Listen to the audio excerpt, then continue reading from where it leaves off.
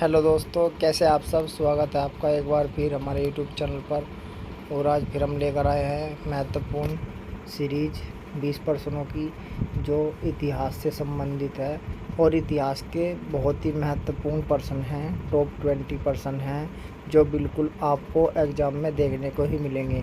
तो दोस्तों, वीडियो को अंत तक देखिएगा। बिल्कुल महत्वपूर्ण प्रश्न है, बहुत ही, जो कई बार परीक्षा में भी आ चुके हैं और आपको बहुत ज़्यादा हेल्प मिलेगी। आप किसी भी एग्ज़ाम की तैयारी कर रहे हों, आपको यहाँ से प्रश्न ज़रूर मिलेगा। तो दोस्तों, आप हमारे चैनल को यदि नए हैं तो सब्सक्राइब करें और लाइक करें और वीडियो को शेयर करें। और चलिए हम अब शुरू करते हैं अपनी वीडियो और देखते हैं आज का पहला प्रश्न। तो चलिए दोस्तों, देखते हैं पहला प्रश्न। और पहला प्रश्न है हमारा, इबादत खाना क्यों बनवाया गया था। ठीक है, तो इबादत खाना इसलिए बनवाया गया था क्योंकि धर्मों की क्या होनी थी, चर्चा। ठीक है, धर्मों की चर्चा होनी थी। ये वहाँ पर भगवान के लिए, अल्लाह के लिए, ईश्वर के लिए बनाया गया था, जहाँ पर धार्मिक चर्चा हो सके। ठीक है, तो इसका पहला ऑप्शन सही है, धर्मों की चर्चा के लिए। ठीक है दोस्तों, इबादत खाना इसलिए बनवाया गया था। चलिए अगला क्वेश्चन देख लेते हैं। प्रश्न नंबर 2 है हमारा, निम्न में से हड़प्पा सभ्यता की खोज किसने किया था या की थी। ठीक है, तो दोस्तों, हड़प्पा सभ्यता की खोज बहुत ही महत्वपूर्ण प्रश्न है, मोस्ट इम्पोर्टेंट प्रश्न है। और इसका जो सही जवाब है वो ऑप्शन ए है, दयाराम साहनी। और इसने 1921 ईस्वी में हड़प्पा सभ्यता की खोज की थी। और सबसे पहला जो नगर खोजा गया था वो हड़प्पा था, इसीलिए सिंधु घाटी सभ्यता को हड़प्पा सभ्यता कहते हैं। तो दोस्तों, ये मोस्ट इम्पोर्टेंट प्रश्न है। और जो ऑप्शन बी में है ये रखलदास बनर्जी, इन्होंने मोहनजोदड़ो की खोज की थी 1922 में। और ये जो मोहनजोदड़ो है ये मर्तकों का टीला कहा जाता है। तो दोस्तों, ये दोनों मोस्ट इम्पोर्टेंट प्रश्न हैं और आपको ध्यान लगाकर पढ़ना है और अंत तक वीडियो देखिए, ताकि आप अच्छे प्रश्न देख सकें जो आपको एग्ज़ाम में बिल्कुल मिलेंगे। तो चलिए अगला प्रश्न देखते हैं। अगला प्रश्न है प्रश्न 3, कौन सा शासक एक सच्चे जैन मुनि की तरह उपवास के दौरान शरीर त्याग दिया था। ठीक है, तो एक शासक थे जिन्होंने जैन मुनि की तरह, मतलब जैन धर्म में एक उपवास रखने की परंपरा थी। ठीक है, तो उन्होंने उपवास रखकर अपना शरीर क्या कर दिया था, त्याग दिया था। तो चलिए दोस्तों, अब हम ऑप्शन देख लेते हैं। ऑप्शन ए बिंदुसार, और ऑप्शन बी अशोक, और ऑप्शन सी चंद्रगुप्त। तो इसका सही जवाब क्या है, चंद्रगुप्त। और ये कर्नाटक में चले गए थे, श्रवणबेलगोला स्थान पर, जो ऊंची पहाड़ी पे था, और अंतिम अपने समय में वहीं पर रहे। और इन्होंने एक भिक्षु की तरह, जो जैन भिक्षु होता है उसकी तरह उपवास रखा और काफ़ी दिन तक इस तरह ही रहे। और अंत में जाकर इन्होंने ये स्वर्ग को मतलब प्राप्त हो गए। स्वर्ग तो बोलते नहीं है जैन धर्म में, केवल्य बोलते हैं। ठीक है, तो केवल्य को प्राप्त हो गए। तो वे चंद्रगुप्त मौर्य थे।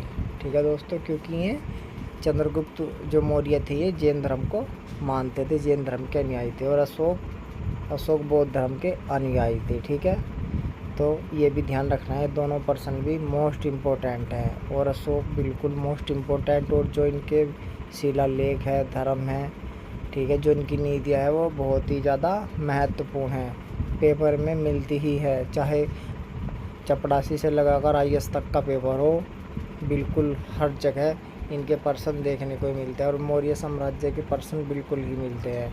तो ये मोस्ट इम्पोर्टेंट पर्सन है और मोस्ट इम्पोर्टेंट पर्सन है। ठीक है, एक पर्सन क्वेश्चन को बोल रहा हूँ और एक पर्सन व्यक्ति को बोल रहा हूँ। ठीक है दोस्तों, तो चलिए अगला क्वेश्चन देखते हैं। अगला क्वेश्चन है क्वेश्चन 4, तराइन का प्रथम युद्ध 1191 ईस्वी किसके बीच लड़ा गया। ठीक है, तो तराइन का प्रथम युद्ध पूछा है किसके साथ लड़ा गया, ठीक है, मतलब किन किन के बीच लड़ा गया, ठीक है दोस्तों। तो तराइन का जो प्रथम युद्ध था वो लड़ा गया था मोहम्मद गोरी और पृथ्वीराज तृतीय के बीच, ठीक है दोस्तों। और इसमें पृथ्वीराज तृतीय की क्या हुई थी, विजय हुई थी, ठीक है दोस्तों। और इसके बाद क्या हुआ, फिर मोहम्मद गोरी ने अगले साल फिर युद्ध लड़ा 1192 में, ठीक है दोस्तों। तो इस वाले युद्ध में पृथ्वीराज तृतीय चौहान हार गया और मोहम्मद गोरी जीत गया, ठीक है। 1192 वाला पृथ्वीराज चौहान हार गया और 1191 वाला ये जीत गया था, ठीक है। और मोहम्मद गोरी और भीम का पहले हो चुका था युद्ध, ठीक है दोस्तों। तो ये भी मोस्ट इम्पोर्टेंट है। और एक थे पृथ्वीराज चौहान के दरबारी कवि चंद्र बरदाई, ठीक है, और उनकी रचना थी पृथ्वीराज रासो। तो जो पृथ्वीराज रासो जो पुस्तक थी वो इसी के ऊपर थी। इन्होंने क्या किया, इनके मूल्यांकन इनके ही जीवन पर आधारित वो पुस्तक थी पृथ्वीराज रासो, ठीक है दोस्तों। वो वीर काल की रचना थी, हिंदी में भी खूब आती है और मोस्ट इम्पोर्टेंट कक्षा 10 और 12वीं के प्रश्नों में काफ़ी आती है, जो बोर्ड के एग्ज़ाम होती है, ठीक है दोस्तों। और ये भी प्रश्न बहुत ही ज़्यादा इम्पोर्टेंट है, ठीक है। और ये मोहम्मद गोरी कौन था, ये गौर साम्राज्य का शासक था और ये तुर्क था, ठीक है। और इससे पहले कौन आया था, महमूद गजनवी, ठीक है दोस्तों। तो चलिए अब हम अगला प्रश्न देखते हैं। हाँ, एक बात और बता दूं, जो मोहम्मद गोरी था इसका गुलाम था कुतुबुद्दीन ऐबक, ठीक है दोस्तों। और कुतुबुद्दीन ऐबक ने जब मोहम्मद गोरी की मृत्यु हो गई, इसके बाद कुतुबुद्दीन ऐबक ने क्या किया, अपने आप को शासक घोषित किया और गुलाम वंश की क्या की, उसने स्थापना की, ठीक है। तब इसे क्या होता है, दिल्ली सल्तनत की शुरुआत मानी जाती है, ठीक है दोस्तों। चलिए अगला प्रश्न देखते हैं। अगला प्रश्न देखते हैं 5। मुगलों के दौरान कृषि की स्थिति के बारे में जानकारी का सबसे महत्वपूर्ण स्रोत क्या है, ठीक है। तो मुगल काल जब चल रहा था, मुगल काल या मुगल शासक थे जब, तो कृषि की स्थिति क्या है, कैसी है, कैसे कैसे कृषि की जाती है, इस सब की जानकारी हमें किस से मिलती है, मतलब ये सबसे महत्वपूर्ण स्रोत क्या है, ठीक है। जैसे इतिहास के स्रोत हो गए, तो प्रश्न ये है, तो जो इसका उत्तर है वो है ऑप्शन ए, आईने अकबरी, ठीक है।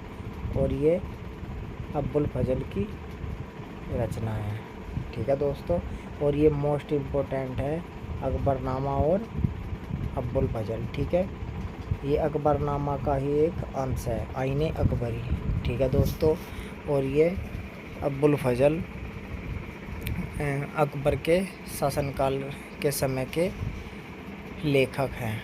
और ये मोस्ट इम्पोर्टेंट है, मैंने अभी भी बोला मोस्ट इम्पोर्टेंट है प्रश्न, ये कभी भी आ जाते हैं कहीं भी किसी भी एग्ज़ाम में, तो ये बहुत ही ज़्यादा ख़ास हैं। तो यदि ये क्वेश्चन आए घुमा कर के मुग़ल कालीन, ठीक है, या अकबर कालीन प्रशासन, ठीक है, कृषि प्रशासन की जानकारी कहाँ से मिलती है, तो आईने अकबरी से मिलती है, ठीक है दोस्तों। और ये भी बताना कि ये अकबरनामा का ही पार्ट है, ठीक है, आईने अकबरी ये अकबरनामा का ही हिस्सा है, ठीक है। और ये फारसी भाषा में लिखी गई है, ठीक है। ये भी पूछ सकता है कि किस भाषा में, ये है फारसी, ठीक है दोस्तों, फारसी भाषा में, ठीक है। तो चलिए अगला क्वेश्चन देखते हैं। अगला प्रश्न है 6। किसने बंगाल को मुग़ल साम्राज्य से पृथक कर स्वतंत्र किया, मतलब बंगाल राज्य को मुग़ल साम्राज्य से अलग किसने किया, ठीक है, ये क्वेश्चन है। तो इसका उत्तर क्या है, मुर्शिद कुली खान, ठीक है दोस्तों। चलिए अगला क्वेश्चन देखते हैं, क्योंकि वैसे तो लंबी वीडियो हो जाएगी, तो अब जल्दी जल्दी क्वेश्चन देख लेते हैं, ठीक है दोस्तों।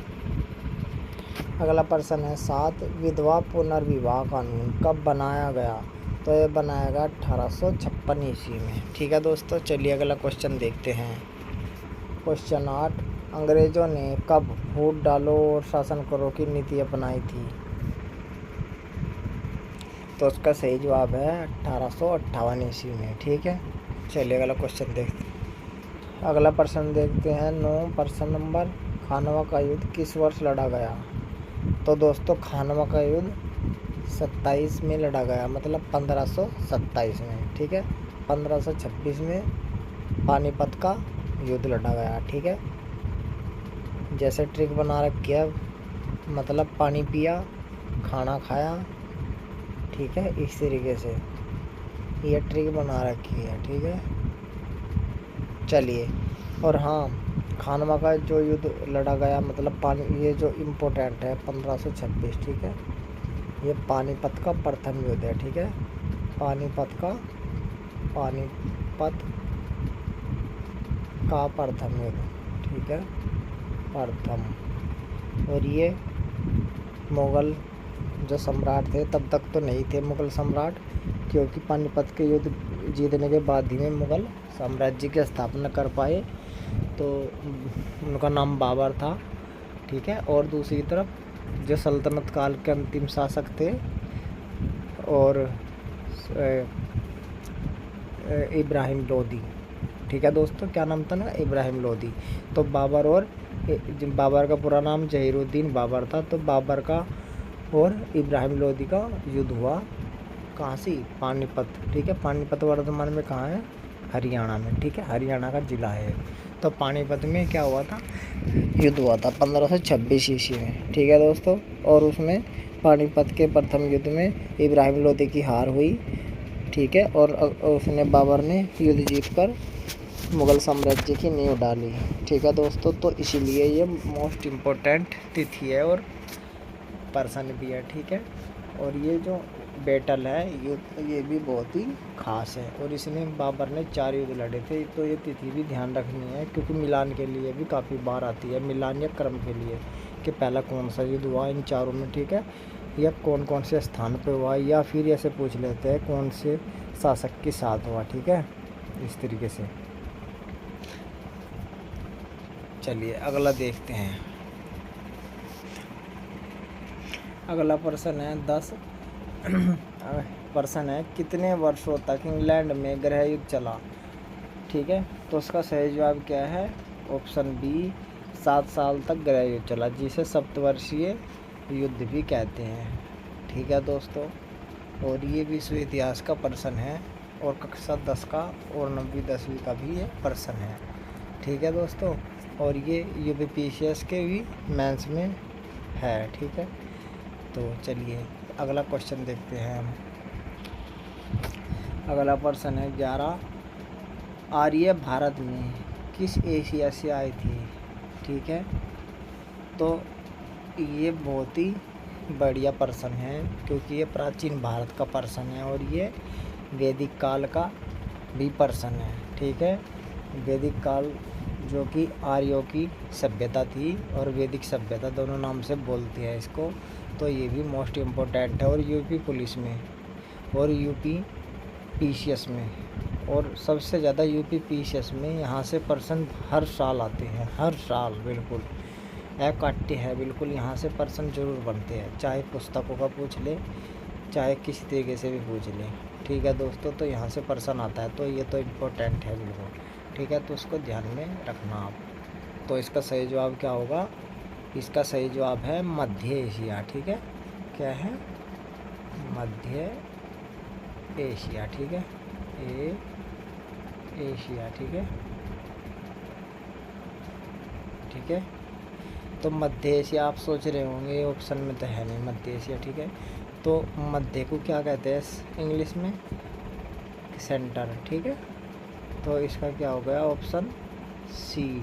ठीक है, तो ऑप्शन सी का क्या? केंद्रीय एशिया से। ठीक है, मतलब इस तरीके से ऑप्शन रख सकते हैं वहाँ पर। ठीक है, वहाँ केंद्रीय एशिया भी रख सकते हैं, मध्यमान एशिया भी रख सकते हैं, बीच एशिया भी रख सकते हैं।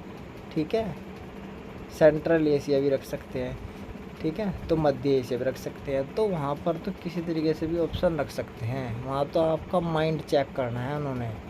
ठीक है, यदि आपको पता है कि मध्य एशिया से आए थे, तो मध्य एशिया का मध्य का हम कुछ भी बना सकते हैं, क्योंकि पश्चिम से नहीं आए, पूर्व से नहीं आए, दक्षिण से नहीं आए, तो कहाँ से आए? अब उत्तर से लिख सकता है। तो कोई भी सोचेगा कि हाँ, जब चारों दिशा है तो कोई सी दिशा में से तो आए ही होंगे, ठीक है। तो इसी तरीके से यहाँ पर भी कंफ्यूज हो सकता है। अब जिसने पढ़ रखा है वो, उससे तो टेंशन नहीं है, वो तो कर लेगा आराम से, उससे बिल्कुल टेंशन नहीं है। लेकिन जिसे पढ़ा नहीं है, जो तुक्का लगाने वाला बच्चा है, वो क्या करेगा, वो ये सोचेगा कि केंद्रीय तो होगा ही नहीं, क्योंकि 4 दिशा हैं, ठीक है। और ये दिया जाए ना प्रश्न कि मध्य एशिया से, जैसे प्रश्न है आर्य भारत में किस एशिया से आए थे, ठीक है। यदि प्रश्न आ जाए किस एशिया से नहीं आए थे, ठीक है, और उसमें ऑप्शन में दे दे, मतलब उसमें दे दे एक केंद्रीय एशिया भी, ठीक है। और बाकी जैसे उसमें लोगों ने मत लगा रखा है कि ये अफ़गान से आए, ये वहाँ से आए, तो इस तरीके से एक ऑप्शन इसमें केंद्रीय एशिया भी दे दे, जैसे एशिया माइनर। तो बच्चे क्या करेंगे, इसे गलती कर पाएंगे, ठीक है। इसी तरीके के पर्सन क्या कर पाएंगे, गलती कर पाएंगे। तो आपको मीनिंग भी याद करनी होगी, मीनिंग भी आपको पता होना चाहिए वर्ड की, ठीक है दोस्तों। तो यहाँ पर तो आप सही कर दोगे इसको, ठीक है, यदि आपको पता होगा। लेकिन आप कंफ्यूज हो जाओगे, और कंफ्यूज होने के कारण आपका पर्सन गलत होने के पूरे चांस है, ठीक है। और कंपटीशन इतना बढ़ चुका है, एक पर्सन का भी मतलब ये है कि कंपटीशन से बाहर, ठीक है दोस्तों। तो आपको बिल्कुल ऐसी रणनीति बनानी है जो अचूक हो, ठीक है, और जो सबसे अलग हो, तभी आप क्या करेंगे, सफलता को प्राप्त कर पाएंगे, ठीक है। तो चलिए, ज़्यादा हो गया, अगला प्रश्न देखते हैं। अगला प्रश्न है 12 रामायण महाभारत की रचना किस अवधि में हुई थी, ठीक है। तो किस अवधि में हुई थी, अब देखिए, सिंधु घाटी सभ्यता में ना हुई नहीं थी, द्रविड़ अवधि में बिल्कुल नहीं हुई, ठीक है, तो वैदिक अवधि में भी नहीं हुई, ठीक है। तो किस में हुई, कौन बच गई, आर्य अवधि में हुई है, ठीक है दोस्तों। अब देखिए, वैदिक अवधि क्या है, वैदिक का मतलब है जो 4 वेद हैं, ठीक है, इसका सीधा सा मतलब 4 वेद से है। तो ऋग्वेद, यजुर्वेद, सामवेद, अथर्ववेद, ठीक है दोस्तों, ये 4 वेद हैं। सबसे प्राचीन ऋग्वेद है और सबसे बड़ा भी, ठीक है। तो ये तो है ही। अब इसका आर्य अवधि में इन रामायण और महाभारत की क्या हुई, रचना, ठीक है दोस्तों। चलिए, अगला प्रश्न देखते हैं हम। और ये जो रामायण महाभारत है, ये मोस्टली संस्कृत में भर के पूछे जाते हैं। जो संस्कृत सब्जेक्ट है ना, जो यूजीसी नेट की तैयारी, टीजीटी, पीजीटी की तैयारी करते हैं, भर के पूछा जाता है बिल्कुल, ठीक है। और ये क्लास 6 का भी है, और ये 9th 10 का भी है, ठीक है। और संस्कृत में तो बिल्कुल संस्कृत की तो जान है, ठीक है दोस्तों। चलिए, अगला क्वेश्चन देखते हैं हम।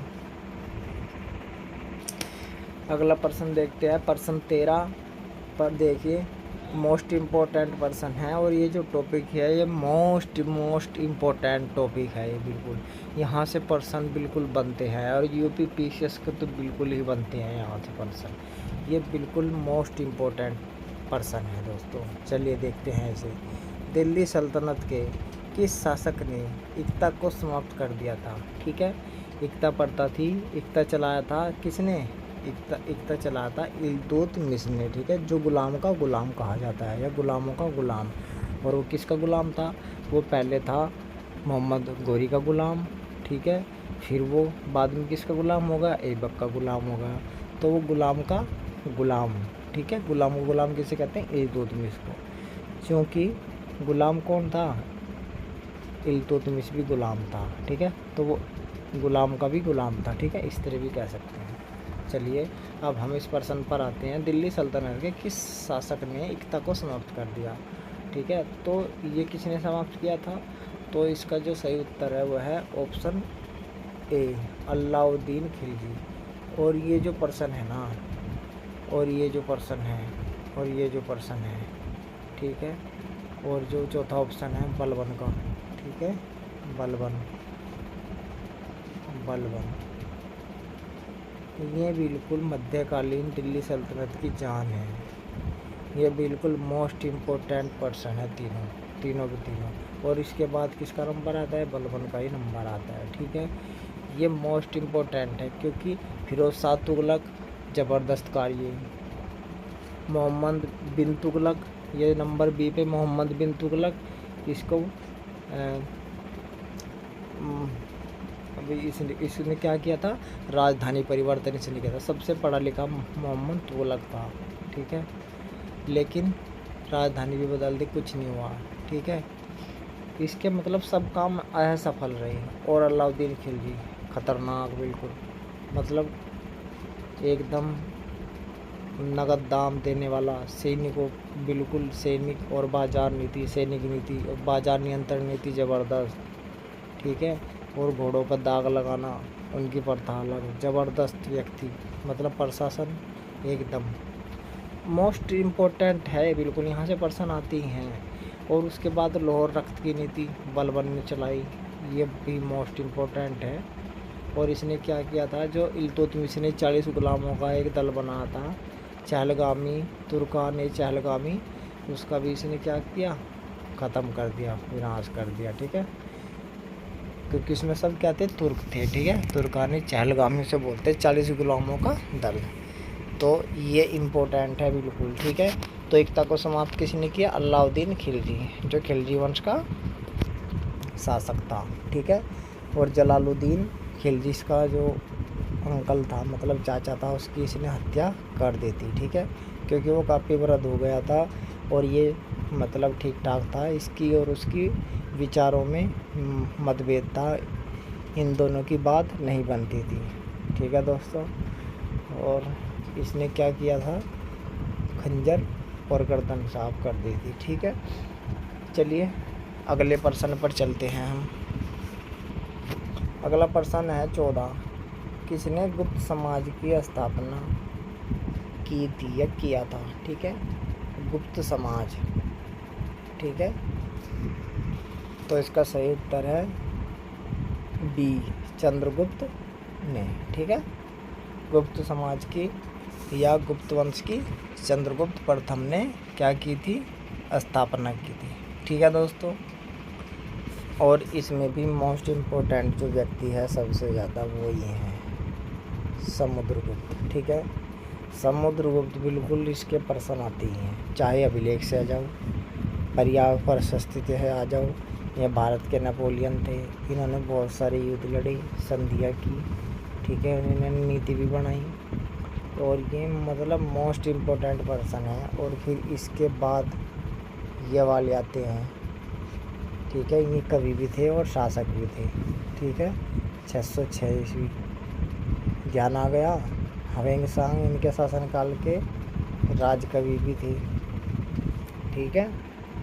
और ये तो बिल्कुल मोस्ट इम्पोर्टेंट है, जो गुप्त काल है ना, प्राचीन भारत के इतिहास का स्वर्णकाल कहा जाता है। और उसमें साहित्य का बिल्कुल ही ज़बरदस्त तरीके से विकास हुआ, ठीक है दोस्तों। मतलब इतने कवि हुए, चंद्रगुप्त विक्रमादित्य है जो, जिसे चंद्रगुप्त द्वितीय भी बोलते हैं, ठीक है। वो कालिदास भी जो उसके उसमें ही थे, भास भी उसमें थे, दंडी, मतलब बहुत सारे जो कवि थे सब किस किस में ही, चंद्रगुप्त द्वितीय। तो वो बिल्कुल ही कला संस्कृति के लिए बहुत ही महत्वपूर्ण, ठीक है। और ये व्यक्ति तो बिल्कुल, ये सम्राट, ये शासक तो बिल्कुल महत्वपूर्ण है परीक्षा की दृष्टि से, ठीक है दोस्तों।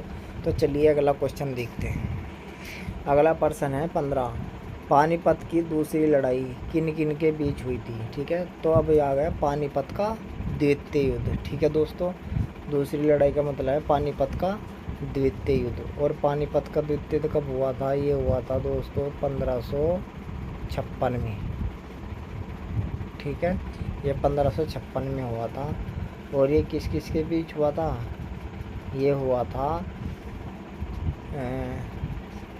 बैरम खान और ना, तो इसका जो ऑप्शन है वो पहला ही है, ये गलती होगी यहाँ पर, बैरम खान और हेमू के बीच हुआ था, ठीक है दोस्तों। और ये जो बैरम खान था ये कौन थे, अकबर का सेनापति, ठीक है। मतलब पहले क्या था, बैरम खान इसका संरक्षक था, ठीक है, अकबर का। अच्छा, और ये जो हेमू है ये हिंदू शासक था, हेमचंद्र विक्रमादित्य, ठीक है। तो इनके बीच हुआ था और इसमें क्या हुआ था, अकबर की जीत हो गई थी। ठीक है, 1556 में है 5 नवंबर को। ठीक है दोस्तों, तो चलिए अगला क्वेश्चन हम देखते हैं। अगला प्रश्न है 16वां मोहम्मद गोरी किस जगह का शासक था। ठीक है दोस्तों, और मोहम्मद गोरी बहुत इंपॉर्टेंट पर्सन है। ठीक है, और ये किस जगह का शासक है पूछा है, तो चलिए देखते हैं। तो मोहम्मद गोरी कहाँ का था, ऑप्शन ए अफगानिस्तान का क्या था, शासक था। ठीक है, चलिए अगला क्वेश्चन देखते हैं। प्रश्न नंबर 17, मस्तानी किस शासक की प्रेयसी थी। प्रेयसी का मतलब होता है प्रेमी का। ठीक है, प्रेमी का मतलब मासूका, डार्लिंग। ठीक है, गर्लफ्रेंड। ठीक है, प्रेयसी का मतलब। अच्छा, तो ये किसकी थी, तो यह थी बाजीराव पेशवा। ठीक है दोस्तों, और बाजीराव मस्तानी ये फिल्म भी थी, तो आप इससे भी आइडिया लगा सकते हैं। ठीक है, और ये मोस्ट इम्पोर्टेंट चैप्टर है मराठा। ठीक है, मराठा का ये मोस्ट इम्पोर्टेंट चैप्टर है। ठीक है, यहाँ से प्रश्न आते हैं। और मराठा के 4 युद्ध हैं, अंगल मराठा युद्ध, उनकी भी डेट पूछ सकते हैं, मिलान भी पूछ सकते हैं, क्रम पूछ सकते हैं। ठीक है, संधियाँ भी पूछ सकते हैं। ठीक है, और जो ये पेशवा थे इनके बारे में भी पूछ लेते हैं, तो ये इम्पोर्टेंट टॉपिक है। ठीक है दोस्तों, और इसमें एक जो टॉपिक है यहाँ पर अलग दिख रहा है, शेरशाह। ठीक है, ये शेरशाह सूरी, और इसका युद्ध किसके साथ हुए थे, महत्वपूर्ण, हुमायूं के साथ। ठीक है, हुमायूं कौन था, ये बाबर का लड़का था। ठीक है, कन्नौज और चौसा के युद्ध हुए थे। ठीक है, बेलीग्राम भी बोलते हैं। तो दोस्तों चलिए आगे चलते हैं। अगला प्रश्न है, बिहार को किस मुस्लिम शासक ने सबसे पहले जीता था। ठीक है दोस्तों, तो किसने जीता था सबसे पहले, तो इसका सही जवाब है ऑप्शन बी, खिलजी ने। ठीक है, चलिए अगला क्वेश्चन देखते हैं। अगला प्रश्न देखते हैं, प्रश्न 19, मुगल काल में अंग्रेज़ों ने सर्वप्रथम किस शहर में अपने कारखाने स्थापित किए। ठीक है, तो ये भी बहुत ही महत्वपूर्ण प्रश्न है, क्योंकि ये कहाँ से है, यूरोपीय शक्तियों का भारत में आगमन। ठीक है, ये आधुनिक भारत का चैप्टर है, और यहाँ से भी प्रश्न आते ही हैं, एक क्लास 8 में भी हम पढ़ सकते हैं इसको। ठीक है, तो ये पूछा है कि सबसे पहला कहाँ से अपना कारखाना स्थापित किया था। ठीक है, तो कहाँ किया था, इसका सही उत्तर है सूरत में। ठीक है दोस्तों, सूरत में सबसे पहला अपना कारखाना स्थापित किया था। ठीक है, चलिए दोस्तों अगला देखते हैं। और हाँ दोस्तों, एक बात और बता दूँ, ये पूछते हैं प्रश्न की किसके शासनकाल में अंग्रेज़ों ने भारत में व्यापार शुरू किया था। ठीक है, तो जहांगीर। ठीक है, ये याद रखना, जहांगीर। ठीक है, जहांगीर 1608। ठीक है, क्योंकि 1605 में अकबर की मृत्यु हो गई थी। ठीक है दोस्तों, तो 1608 में क्या नाम था उसका, स्टीफन हॉकिंस। ठीक है, हॉकिंस ने अनुमति लेकर यहाँ पर कारखाना व्यापार करने की अनुमति दे दी थी। किसने, जहांगीर ने। ठीक है, जहांगीर अकबर का लड़का था। ठीक है दोस्तों, और शाहजहाँ का पिता। ठीक है, चलिए आगे देखते हैं। और दोस्तों देखिए, आज का अंतिम प्रश्न आ गया है, और अंतिम प्रश्न मतलब 20वां प्रश्न। चलिए इसको देखते हैं, किसके बाद मुगल काल का पतन हो गया।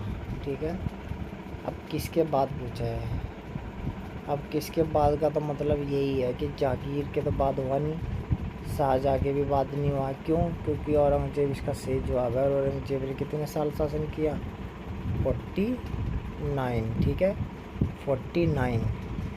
कैसे, वो ऐसे किया, ये बना सम्राट 58 में। ठीक है, कब, 1600। ठीक है, और मृत्यु 1707 में। ठीक है दोस्तों, इसके बाद क्या होगा, पतन होना शुरू हो गया। ठीक है, यदि इस तरह की कंडीशन आए, ठीक है, 3 दे रखे, इनमें से कोई नहीं। ठीक है, अब इनमें से भी कोई नहीं आ सकता है सही जवाब। क्यों, क्योंकि औरंगजेब के बाद भी काफ़ी शासक बने, ठीक है दोस्तों। तो यदि उसमें औरंगजेब नहीं होगा और कोई सा भी होगा इन, ठीक है, लेकिन ये पहले 5 नहीं होंगे। कौन? बाबर नहीं होगा, हुमायूं नहीं होगा, अकबर नहीं होगा, जहांगीर नहीं होगा और शाहजहाँ नहीं होगा। ये 5 व्यक्ति, ठीक है। इन 5 व्यक्तियों को छोड़कर बाकी जितने भी होंगे, ठीक है, और औरंगजेब नहीं होगा, तो उनका उत्तर कौन होगा? उन 5 को छोड़कर जो भी बताए हैं, जो औरंगजेब से अलग कोई भी होगा वही होंगे, ठीक है। लेकिन इनका उत्तर जहांगीर, शाहजहाँ, अकबर, हुमायूं और बाबर बिल्कुल नहीं होंगे, ठीक है दोस्तों। तो उसका सही जवाब क्या है? इसका सही जवाब है औरंगजेब। औरंगजेब के बाद मुग़ल काल का क्या हो गया? पतन हो गया। तो दोस्तों आज ये बहुत ही महत्वपूर्ण प्रश्न थे जो आपको एग्ज़ाम में देखने को मिलेंगे, और उम्मीद है आपको ये पसंद आया होगा। तो आप हमारी वीडियो को शेयर करें, लाइक करें और सब्सक्राइब ज़रूर करें। यदि आप नए हैं तो सब्सक्राइब आप ज़रूर करें, ठीक है दोस्तों। फिर हम आपके लिए एक नई वीडियो लेकर आएंगे और आपके लिए बहुत हेल्पफुल होगी जो, और एग्ज़ाम में आपको यहाँ से प्रश्न देखने को 100% ज़रूर मिलेंगे, ठीक है दोस्तों। तो चलिए फिर अगली वीडियो मिलते हैं, तब तक के लिए धन्यवाद।